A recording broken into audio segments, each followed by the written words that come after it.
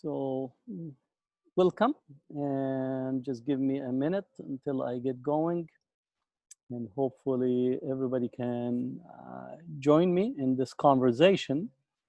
Uh, as I wanted to have a few minutes to really comment on some ongoing developments, both nationally and internationally.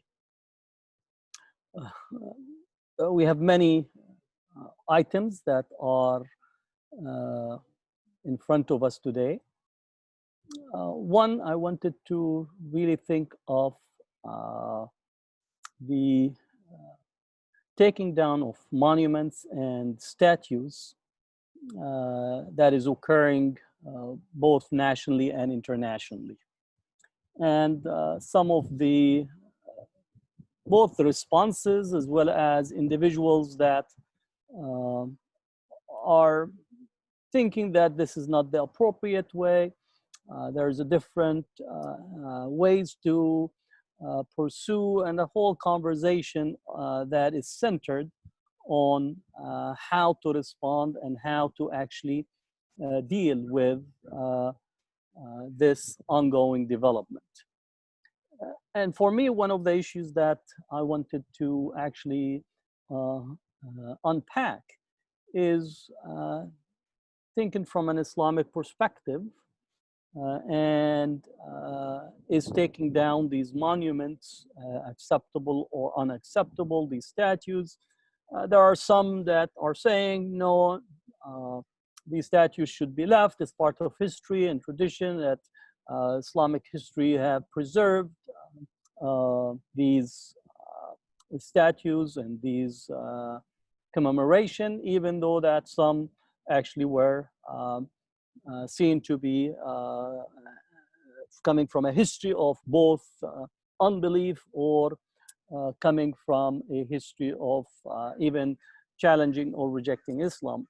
And for me, that conversation or that idea is problematic. One is the Prophet himself actually directed his companions to go and take down some of the idols that the Quraysh had in the Kaaba, as well as the surrounding areas. But more importantly, if you think about the narrative of the Quran, of the Prophet Ibrahim, who actually undertook what we call iconoclastic, meaning destruction as a way of shattering and challenging the community and the society. So it was an iconoclastic moment of Prophet Abraham destroying the idols and leaving only one, which is the Quranic text says, Akbaruhum, the largest or maybe the idol that his community at the time recognized as being the more powerful or authoritative. And in the conversation that it gets in the Quran, they actually asked Abraham, who destroyed our idols, which again could be seen as the center object of worship. And as such, the question was asked, and he pointed to the idol that was there, a statue. And he said, why don't you ask him to tell you who destroyed the other idols? Now, in here, we're talking about acts of belief, perspective of a prophet challenging his community. And we know that his father actually turned against him and wanted to place him or punish him by throwing him on the fire. So from both the narrative of the Prophet sallallahu alaihi wasallam in Mecca of destroying the idols, and also from the Prophet Abraham, is that we have a narrative in here that we could utilize and look at just to deal with at least the conversation that is coming from individuals who are saying that Islam says this or that Islam does this or that. And I want to make sure that while we adhere to Islamic practices, in this sense, a community standard within a society can impact and influence people's relationship to what they consider to be offensive or not offensive. So first, the taking down of Columbus's statue. It's from my perspective as a decolonial thinker, these are overdue. The celebration of Columbus, the continued, literally continued putting Columbus and what he undertook in the New World on a pedestal is something that anyone with sound mind should consider to be offensive.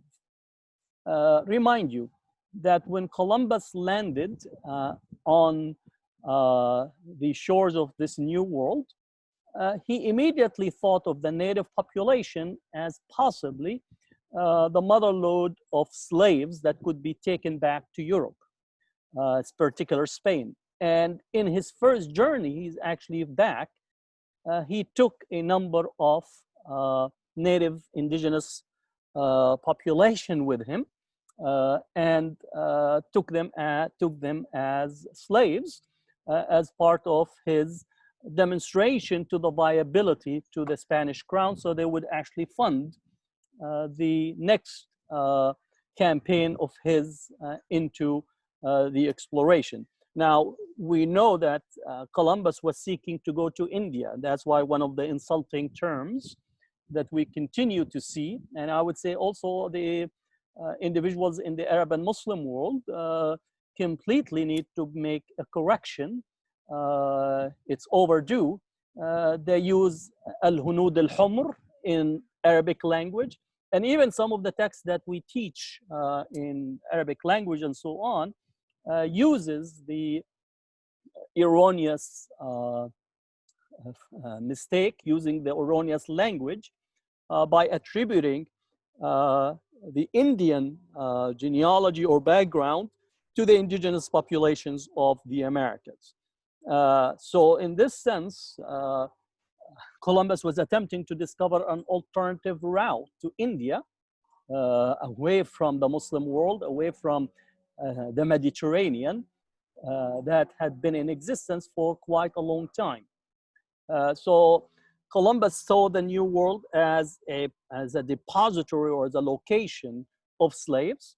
And in his second journey, actually, the record shows that he took back about 1,000 native indigenous slaves to Europe. 200 of them perished, died on the journey back. And then from that moment on, it was a whole history and legacy of death and destruction, of multiple genocides, of a continuation of a process of replacing the indigenous population and completely conquering and settling the lands.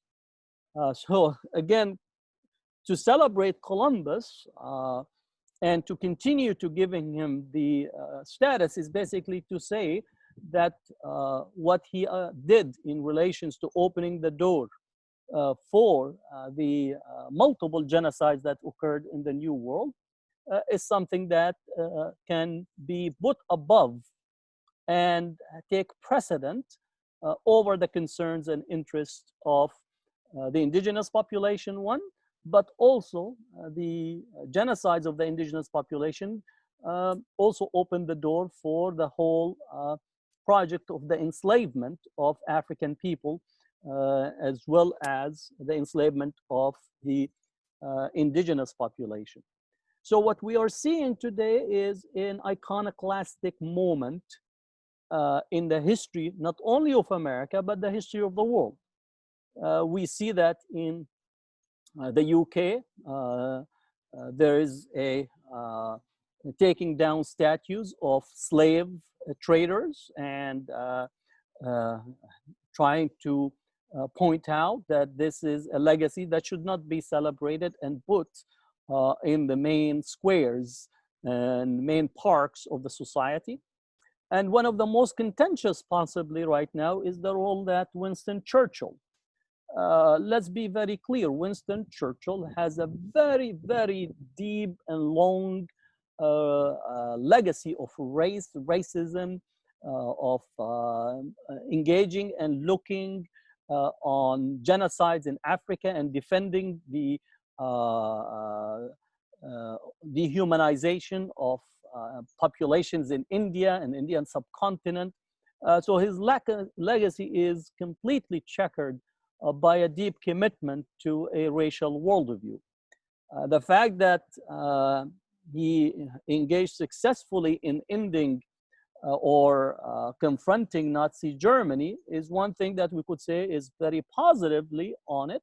But let's remember that in the British Army, there were many colonial troops, meaning troops that were recruited from the Muslim world, from Indian subcontinent, from parts of Africa that fought. So it's not only that the British by themselves confronted Nazi Germany, but also one can also point to other parts of the colonial territories that Britain was ruling and controlling, that likewise have to be part of the consideration of thinking of Winston Churchill, while simultaneously he was still engaged in a racist view toward the Southern Hemisphere.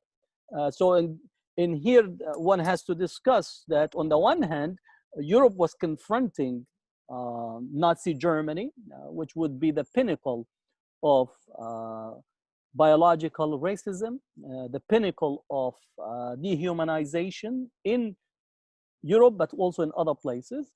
But let's not be mistaken to think that all of the Europeans that were confronting Nazi Germany were doing it for the universal equality of the human beings. Far from it.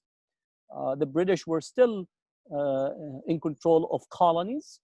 The French were in control of their colonies in Africa and in the Francophone countries, and it took another 10 to 12 years of utter complete destruction visited upon Algeria by the French, who supposedly confronted Nazi Germany, fought to liberate France from Nazi Germany, while simultaneously were denying the basic human rights, the basic dignity, and the basic equality of Algerians, individuals from the Francophone, or those countries that have been colonized, 14 countries that constitute the Francophone. You could talk about their relationship that continued to actually maintain this. So it's not surprising that we have this moment that the whole issue of race and racialization and racism that is coming to the fore and beginning to confront and engage in a process of taking these statues and removing them from public eye and public space. If you want to celebrate a slave owner, you have the right to your private space to have your own slave owner or Confederate in your own home, but the public space, it's owned equally, and therefore this constant celebration of both Confederate figures from the South, as well as from the slave period or enslavement period, slave traders, as well as the colonial period. Now, interestingly enough, in relation to the Confederate statues, these came up not during the period of Civil War or pre-Civil War. Most of these Confederate statues have been built actually after the Civil War, during the period of Reconstruction as well. And the high point is actually in the early part of the 20th century, as some of those that were engaged in attempting to assert the whiteness of America wanted to cement a Jim Crow structure, found a way to reconfigure the public space by putting all these statues. As a reminder, again, every monument does send a message, does send an indication of asserting a particular set of values, understandings, not only in relations to the Confederate, but also to the others who've been affected by it. So this is a very important just in terms of the historical trajectory. Let me shift a little bit in here to another element of the statues and what is occurring. In South Africa, the dynamics has been that the South African activists actually not only that they wanted to take down Cecil Rhodes' monuments, who actually was one of the most horrific figures. And again, this is not saying a lot, because again, between him and King Leopold of Belgium, these two figures, I would say, under their belt, and it's painful to say that, have committed a genocide that would be in the realm of 15, possibly to 20 million Africans in Southern Africa that belongs to these two despicable war criminal, genocidal criminal that wreaked havoc in Southern Africa, in South Africa, in the Congo, what they used to call Rhodesia, Zimbabwe, that was called or referred or had the name that is given to it by Cecil Rhodes. So in South Africa, the effort has been to actually remove the legacy of Cecil Rhodes, the legacy of Dutch colonial figures, the British figures out of universities and public spaces. But the most interesting part is also the figure of Mahatma Gandhi, which for many possibly get to be surprised. In many circles, Gandhi represents possibly this ideal global South figure that opted for nonviolence against the Western colonization and was successful in gaining Indian independence. And how is it that South Africans, as well as figures in Africa itself in different countries, are taking down Mahatma Gandhi's statues? And the lesson in this is the following.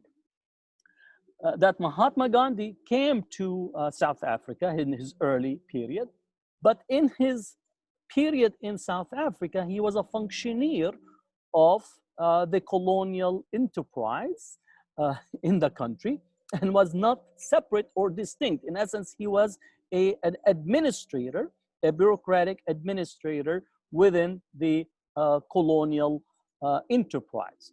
The fact that he came back into India and later on was successful against the British in relations to the movement has to be set aside from the localized experience of Africans in Africa that experienced Mahatma Gandhi as a functioneer and a bureaucrat for colonization. So we have a moment in here, not only that we are confronting the legacy of Columbus by taking down his statue, the legacy of slave traders that have been and continue to be honored in many places that are also being taken down, the statues of the Confederates that are also being taken down, but also in the identity of Gandhi, taking Gandhis who represent in relations to Africa and African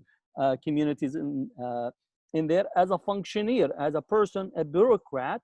Even though he's from the global South, he's a bureaucrat that was recruited into the colonial enterprise, segregationist enterprise, and as such functions in that way. And so that's a very important period that we're experiencing, and it has to be seen as an iconoclastic period of actually demolishing the figures that are at the foundation of white supremacy, otherization, and erasure of the communities of the global south, while at the same time recognizing there are figures within the global south that are also part of the configuration of extension or implementation of white supremacist colonial legacy in there.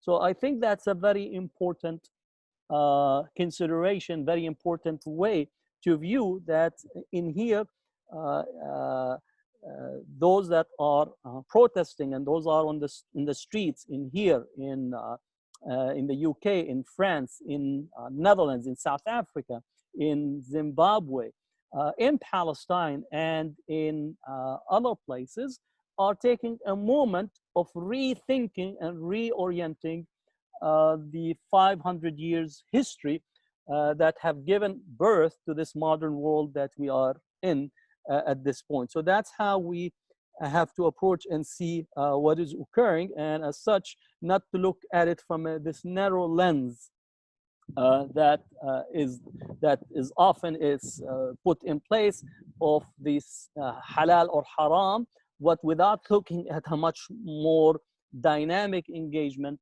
both with the Islamic tradition as well as with history that is unfolded. So the question becomes, were anti-colonial struggles haram or halal?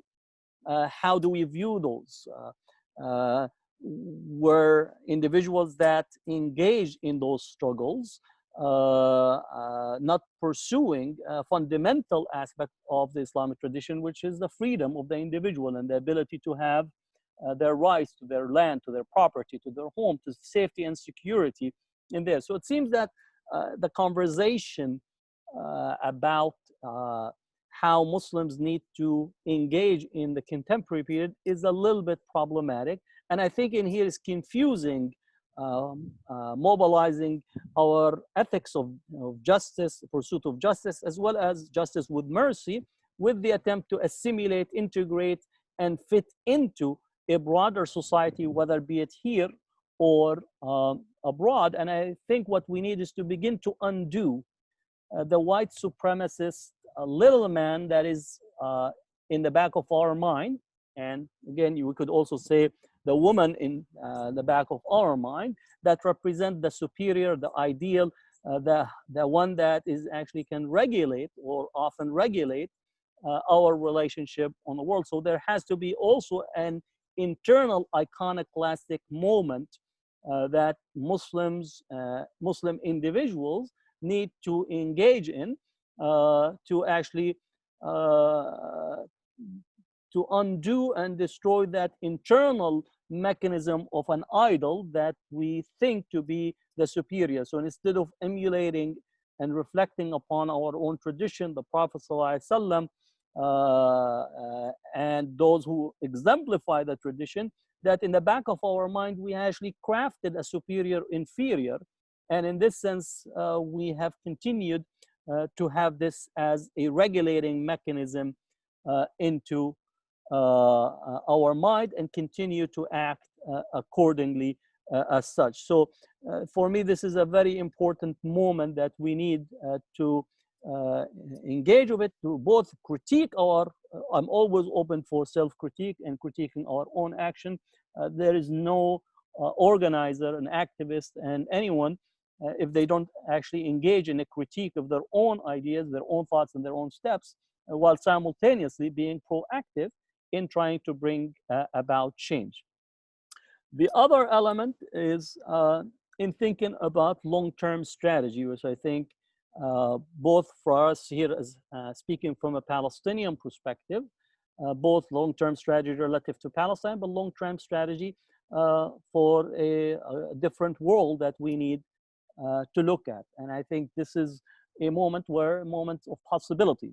And I do agree both with Cornel West's assessment as well as Angela Davis's assessment that this moment is a very critical moment for us to both think of the local, how to engage locally, how to impact at the local level, but it cannot be disconnected from the transnational aspect of empire and what the empire has meant over the past, again, if you think of the empire of a 500-year, and the United States being in the last 100 years of it as the global empire, one has to make a link between both, make a link between the militarism, the materialism, neoliberal economics, the commodification of the human, and in essence, making each individual in the world but a commodity that could be traded and shaped in that way. So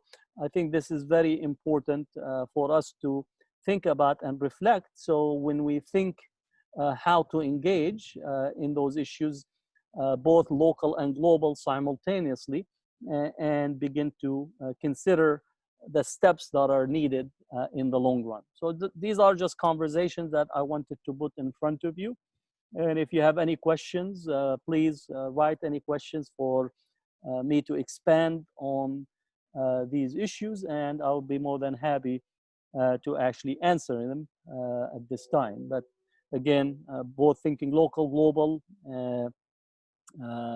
So if you have any comments, please write it on the comment section. I'm just sitting outside and enjoying the nice weather here in Berkeley. But feel free to ask anything within those issues. Again, the taking down of Columbus statues, the focus on Churchill and slave trader statues, Confederate statues, Gandhi statues in Africa, and also other elements. And then the whole issue of policing. You could think about policing and the militarization of our society and the militarization around the globe. I think one feature of the contemporary period is that we have a militarization of almost every part of the world as a result of this, what's called the war on terrorism, that have localized and militarized our own societies on a regular basis. So you could go around the world and you will see these militarized policing. So it's no longer to serve and protect. It's actually is almost to surveil and beat up, if not kill, that is occurring across the world. And we could see it manifesting in there. There's locally in the US what's called joint terrorism task forces that are part of this infrastructure. And there's the globally whole training programs for policing. In the Bay Area, we had what's called Urban Shield that brought about different security forces to train together. Interestingly enough, the Israelis sending their own security to provide training. So in here, both the link between the local and transnational or the global is immediate. We saw it in the Urban Shield in the Bay Area that was being conducted, the training in Alameda County. You had the Israeli security, Filipino security, Indonesians, Jordanians, United Arab Emirates securities, and so on. And these are an Egyptian as well, and becomes the framework that we look at policing and relationship within civil society through the lens of terrorism. In that sense, every citizen becomes a target. And in that level, the communities of color, black and brown, and communities of color become the primary target because they're already otherwise under normal circumstances. So under the rubric of securing the society from terrorism, they become doubly marked in the society and subject to heightened levels of surveillance, security, and violence. And this is, again, one way as we look at what is occurring, we have to make those linkages simultaneously. So if you have any questions, again, feel free to ask, and I will be more than happy to respond to this. I know earlier the question about the development in Palestine with the annexation. And again, the configuration of political actors here in the US, configuration of political actors in Israel, political actors in the Palestinian Authority, and the Arab world have all aligned to bring to Israel and Netanyahu all the ducks that are there in order to arrive at annexation. Uh, but in here, annexation of certain areas, in essence, areas that either have built-in settlements or have been declared part of Israel's security zones, or areas in the Jordan Valley. Because Israel at the core does not want to incorporate and bring in Palestinian population into its governance, because that will force Israel to contend whether it will give the Palestinian equal rights akin to Palestinian rights in 1948. So it does not want to be in that position. And as such, it wants to have maximum control over territories, over land in the West Bank, while actually incorporating or bringing in the minimum, bare minimum of Palestinian population under jurisdiction. In essence, Israel and Netanyahu want to have their cake and eat it too. They want to have their cake of taking maximum Palestinian lands and devour the land without actually incorporating any of the Palestinians, which in essence will cement the apartheid structure in relations to the occupied territories in a much more systematic way. So Palestinians will be subject to a heightened regulations and a heightened level of control. And as such, these are the circumstances relative to annexation. What we need is to actually think that annexation has been in the process or in the making for some time. The question is what the Palestinian responses needs to be. Again, don't look for the Palestinian Authority for leadership on this question. They're incapable. And also many of them have joint interests with Israel that would prevent them from actually taking a stronger or a forthright position. And thus it leaves it to many of us across both inside the Palestine, outside Palestine, the refugee camps in Europe, United States, Latin America, and Africa, for us to actually constitute and think of the different political view for going forward and begin to constitute a political alternative. And I think this is the moment for us to likewise put that on the table and reconfigure Palestinian political landscape. In essence, that we need to call for a government in exile. We need to call for a Palestinian parliament that is elected or that is empowered, that has teeth, that is not paid by America or the Arab world or Israel, is not hired guns, and that it has to have to assert its complete independence and a complete self-determination on matters pertaining to Palestine. And it has to go back to the fundamental demands of the Palestinians.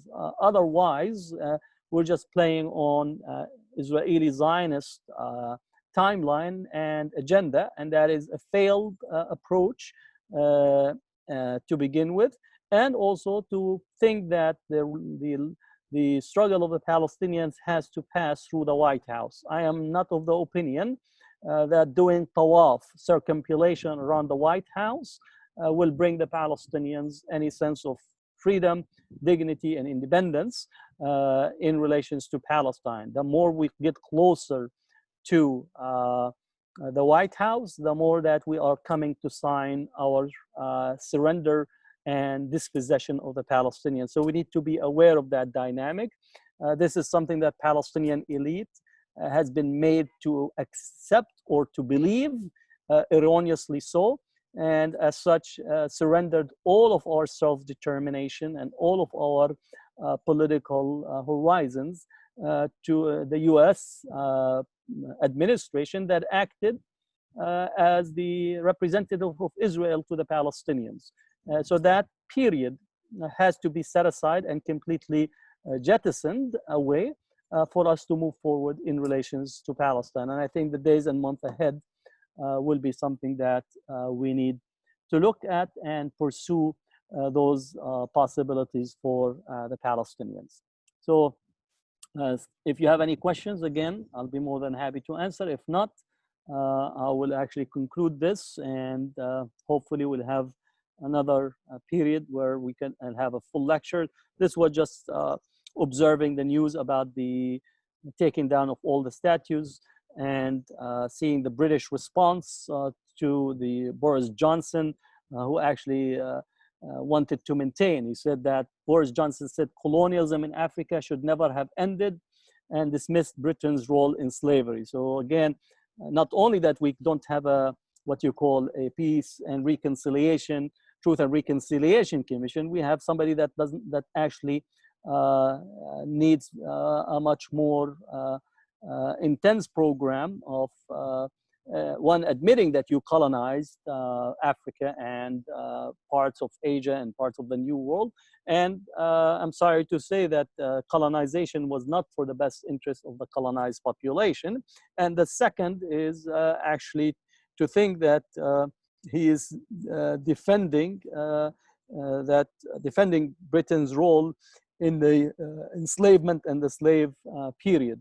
This is unconscionable. We're talking about the year 2020, and these are unrepentant in relations to history. It was wrong then, and it's still wrong right now to defend it, and to in essence, not to express really a deep apology. Not that's only enough, but that will go a long way to begin the process of recognizing what